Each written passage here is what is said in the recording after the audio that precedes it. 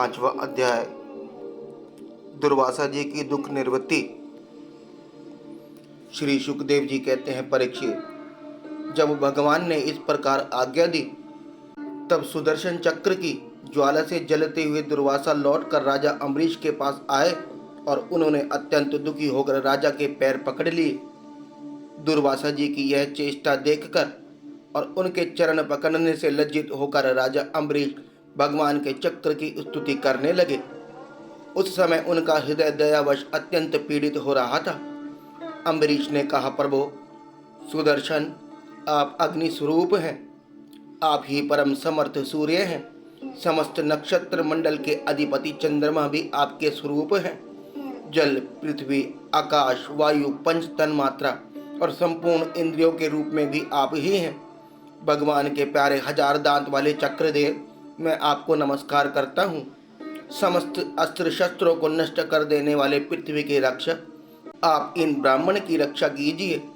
आप ही धर्म हैं, मधुर एवं सत्यवाणी हैं। आप ही समस्त यज्ञों के अधिपति और स्वयं यज्ञ भी हैं।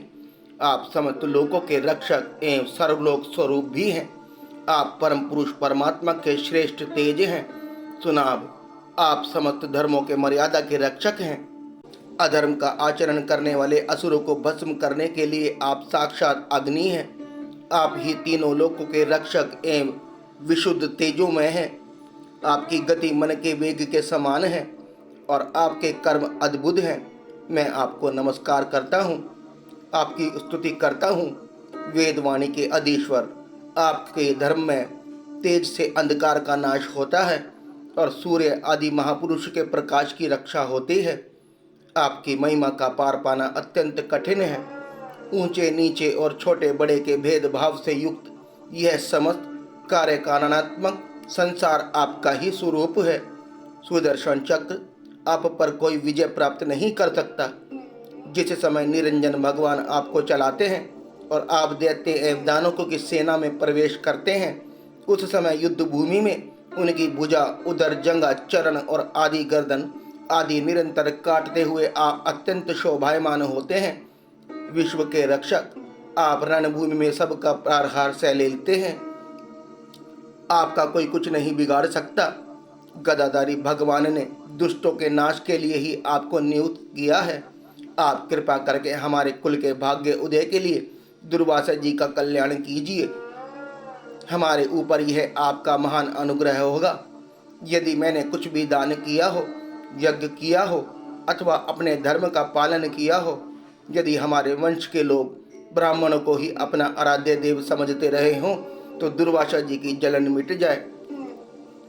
भगवान समस्त गुणों के एकमात्र आश्रय हैं। यदि मैंने समस्त प्राणियों के आत्मा के रूप में उन्हें देखा हो और वे मुझ पर प्रसन्न हो, तो दुर्वासा जी की हृदय की जलन मिट जाए।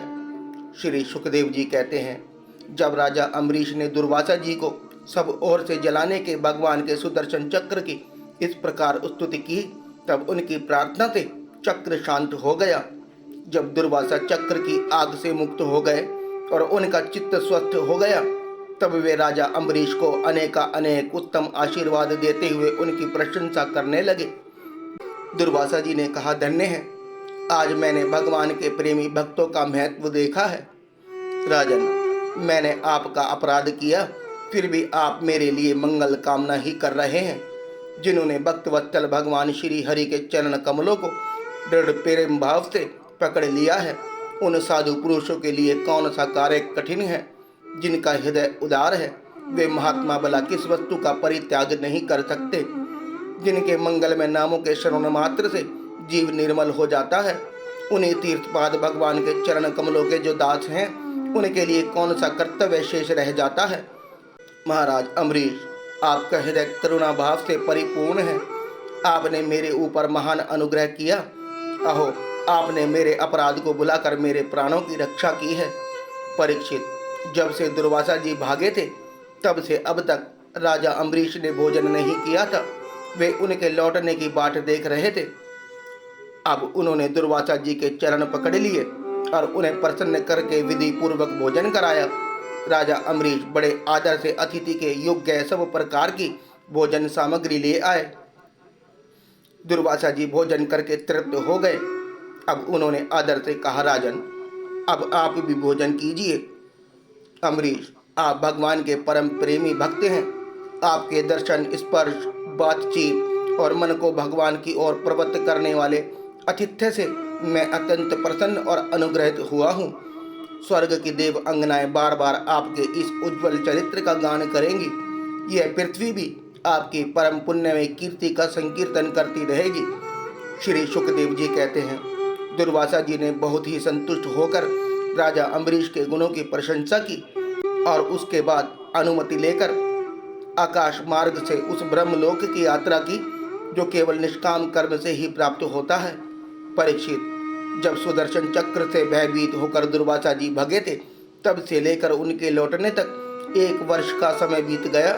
इतने दिनों तक राजा अम्बरीश उनके दर्शन की आकांक्षा से केवल जल पीकर ही रहे।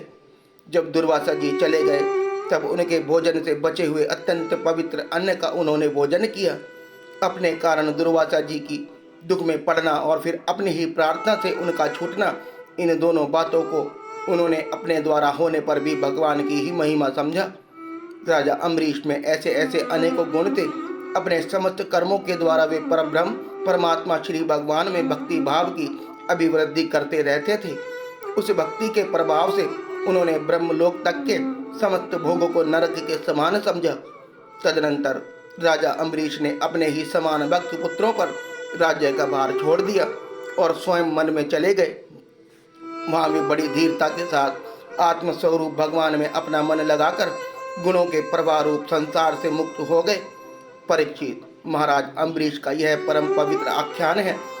जो इसका संकीर्तन और स्मरण करता है वह भगवान का भक्त हो जाता है।